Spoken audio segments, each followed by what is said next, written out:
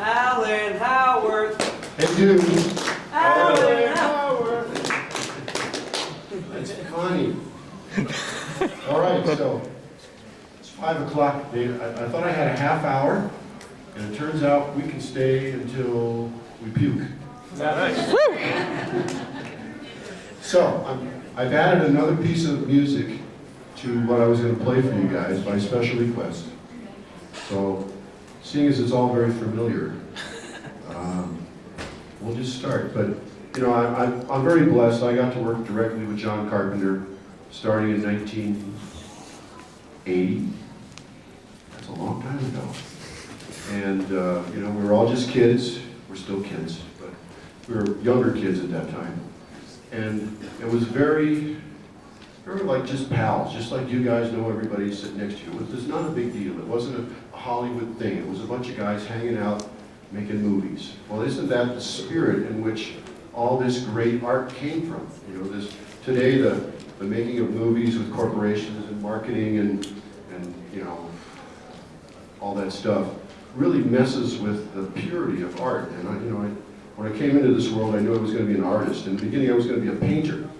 I had no idea that I was going to be a musician. And just through the oddest of circumstances, I was the president of my art class in high school, and I played saxophone as a hobby.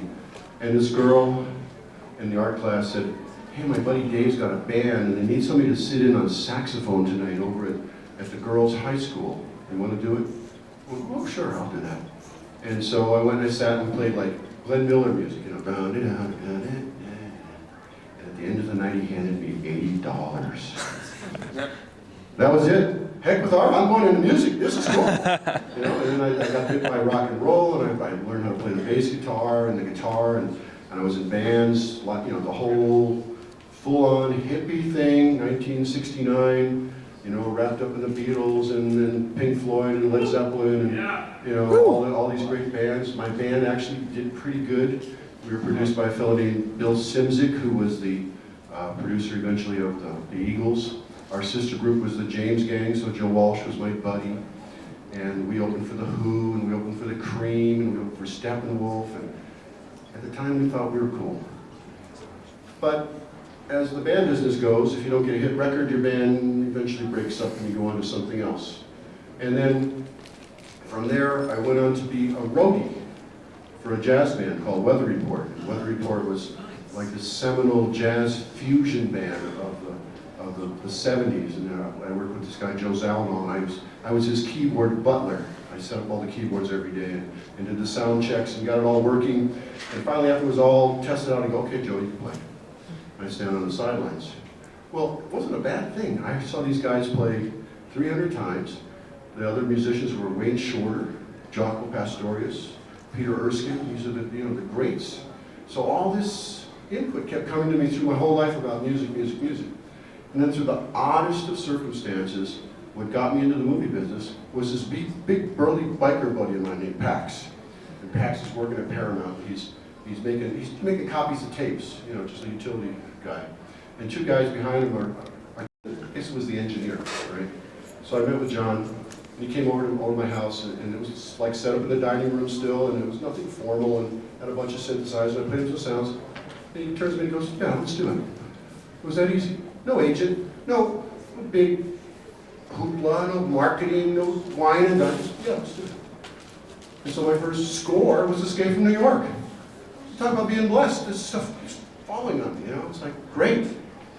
So then we went on to do, as you guys know already historically, did Escape from New York. We sort of cut our teeth on that. John was very generous in sharing the writers' credits. You know, we shared this stuff. So the working environment wasn't like, well, that's your cue, this is your cue. This was all like, hey, let's just work together. Let's do it. And John was just so cool. He's just one of the coolest guys I ever knew. And so, how do I get into Halloween? Well, the decision is made to make this sequel for Halloween. And John Carpenter is going to go off and do the thing. So he turns to me and says, Alan, you're going to do the Halloween thing. Again, just so casual. Hey, you're going to do the Halloween thing. I'm too busy. And so I sat down and took John Carpenter's original 16-track tapes and basically transferred them to a 24-track and went ahead and just dubbed on top of John, just like, there's a tape I'm going to play on top of it, and that's the score to Halloween 2. Oh, golly, I mean, just, keeps flowing, and I put my little stamp on it, and I got my little piece of turf here, and well, who knew I was going to do Halloween 2, Halloween 3, Halloween 4, Halloween 5, Halloween 6, So, the one thing I learned from John, though, and remember, I went to the school of John Carpenter. This is a very exclusive school, right? Not many people get to sit next to him for days and weeks, months, and interact. But the idea was simplicity. Whenever something got really complicated or wound up tight, or we had to make a lot of decisions, we went, well, this is wrong. Let's just start over, erase. And we had a couple cues where we went a whole day on it, and the next day he goes, nah, just erase what we did yesterday. It sucks. I mean, that's how it was. So there was one kind of thing we established with a